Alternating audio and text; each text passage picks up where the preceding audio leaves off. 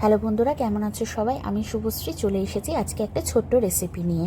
রান্না করছিলাম, তাই ভাবলাম রেসিপিটা তোমাদের সাথে শেয়ার করি।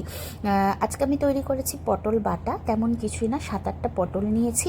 পটল নিয়ে ওপরে খোসাটা হালকাভাবে ছাড়িয়ে সামনে পেছন ভাগটা কেটে মাঝখানটা ফালি করে ঠিক কিউবের মতো এইরকমভাবে কেটে নিলাম। এবার পটলের বিচি সমেতে একটা মিক্সার জারের মধ্যে পটলের টুকরোগুলো দিয়ে দেব।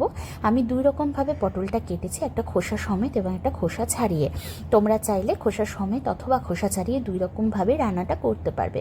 এর মধ্যে দিয়ে দিলাম 2টো কাঁচা লঙ্কা। এবার পেস্ট করে নেব। এদিকে একটা ছোট বাটির মধ্যে আমি 1 চামচ কালো সরিষা আর 1.5 চামচ মতো পোস্ত নিয়ে নিলাম। যেহেতু আজকে নিরামিষভাবে রান্না করব, তাই এই পদ্ধতি ইউজ করছি। এবার একটু সামান্য জল দিয়ে রেস্টে রেখে দেবো। পটল বাটাটা এদিকে হয়ে গেছে। পটলটা যখন বাটি তখন আমি একটু জল দিয়েছিলাম, কারণ এরপরে আমি রান্নাতে কোনো রকম জল কিন্তু ইউজ করব না।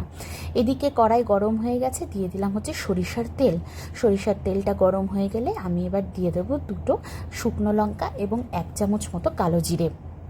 হালকাভাবে নাড়াচাড়া করলাম, নাড়াচাড়া করে দিয়ে দেবো পটল বাটাটা।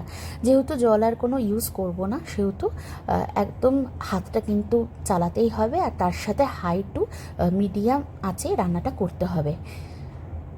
এদিকে পটলের জলটা পুরোপুরি শুকিয়ে এসেছে। এবার আমি দিয়ে দেব সরিষা আর পোস্তর বাটাটা। নিরামিষ বলে আমি এই পেস্টটা ইউজ করলাম। তোমরা যারা আমিষ করে করতে চাও তারা এই পেস্টটার পরিবর্তে রসুন কুচি বা রসুন বাটা দিতে পারো। এবার দিয়ে দিলাম হলুদ আর লঙ্কার গুঁড়ো।